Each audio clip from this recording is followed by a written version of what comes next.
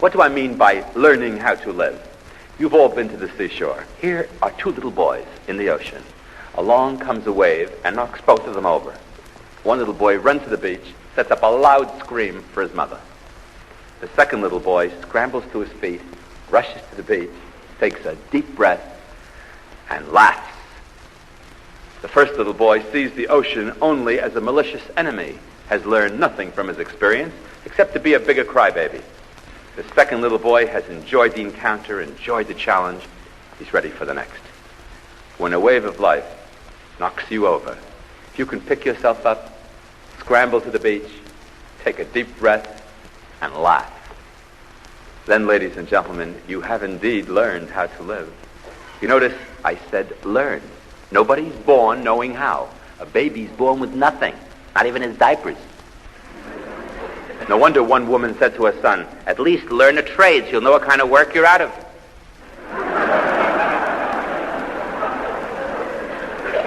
When you hear a child say, "I hate school," that's because he sees no relationship between what he's learning and what he's doing.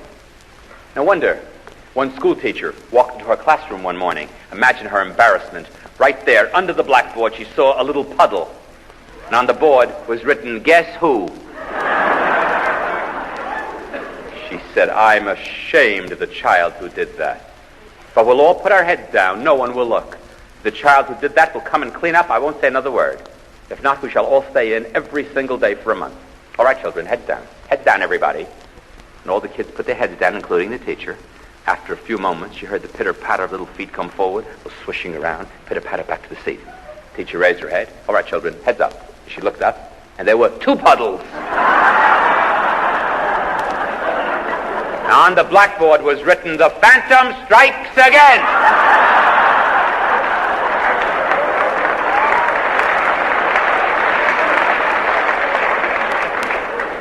When I said, what is the greatest thing that anybody can ever learn, I know a number of you were thinking, peace of mind.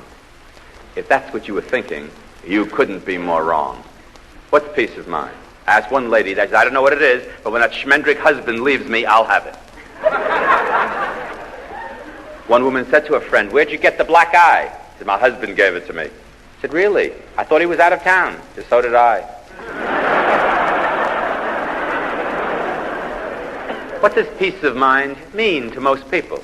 It means a life without problems, a life without troubles. But you see, peace of mind has nothing to do with your problems.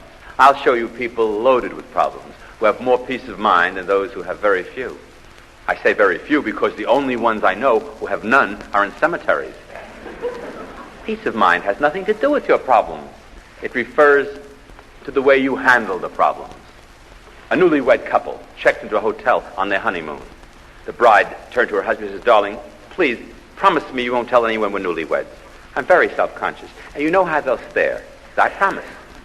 They retired to their bedroom for the evening. The next morning when she came out, all the guests stood and looked her over from head to toe. He says, "You told them we were newlyweds, didn't you?" He says, "No, I did not. I told them we were very good friends."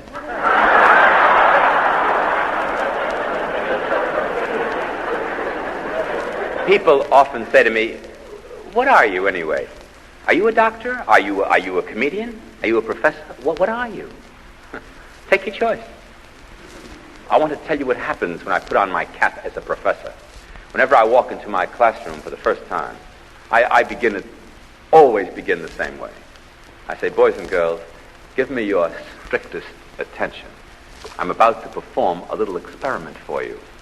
Ladies and gentlemen, the experiment takes exactly 20 seconds to perform, not a moment more.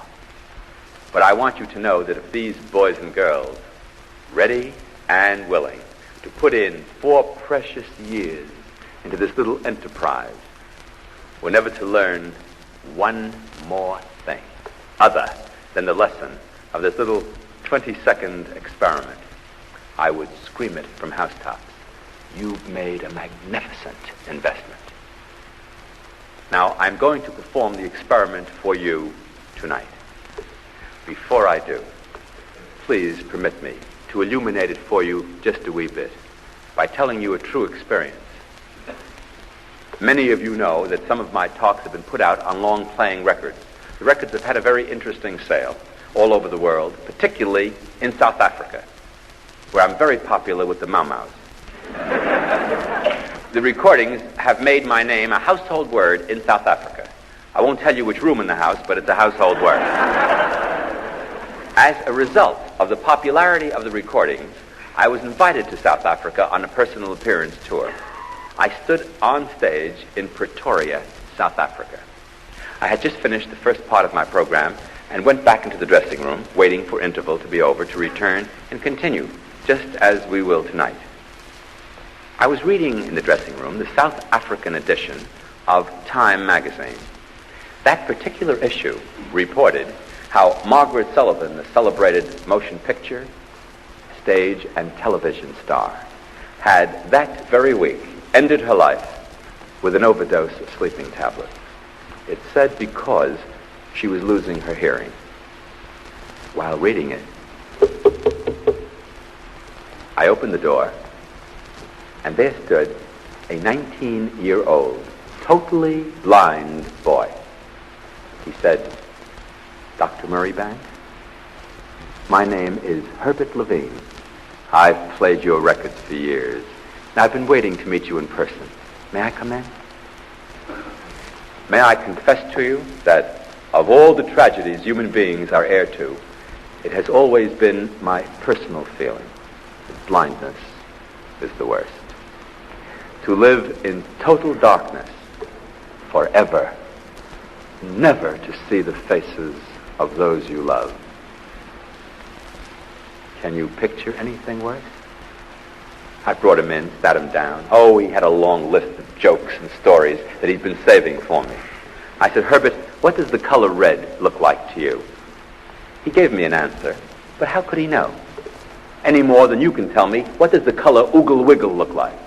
If you've never seen it, how do you know? I said, "Herbert, what do I look like?" He said, "Oh, you're very handsome." For a few moments, I thought he could see. I'll never be better looking than I was at that moment. And then, just by chance, sheer chance, I said, "Herbert, I wonder if you've ever heard of Helen Keller." He said, "Heard of her?" I met her. Helen Keller was in South Africa last year. I shook hands with her. I said, "Well, then you know, don't you, that Helen Keller was born deaf as well as blind?" He said, "Yes, I do." And then he said this, "You know, I've always thanked God I wasn't born deaf." Margaret Sullivan, wealthy, famous, young, beautiful, ends her life because she's losing her hearing. And this lad, who has never even seen a ray of sunshine, tells me, "I have always thanked God." Are you ready now for the little experiment? Take some wax, some meat, some sand, some wood shavings. Throw them all into the fire. Watch what happens. One instantly melts, one dries up, one hardens, one blazes. Think of it. All of them are acted upon by the same fire. Just so, ladies and gentlemen, under identical circumstances of life, one becomes weaker, one becomes stronger, and another withers away. It is not what is done to us. It is what we do that determines our destiny and our happiness. This time, Mr. Goldberg was on his deathbed, and his wife stood there and yelled, "Sam, don't leave me! Sam, don't leave me!" He said, "Shh, don't yell, come along."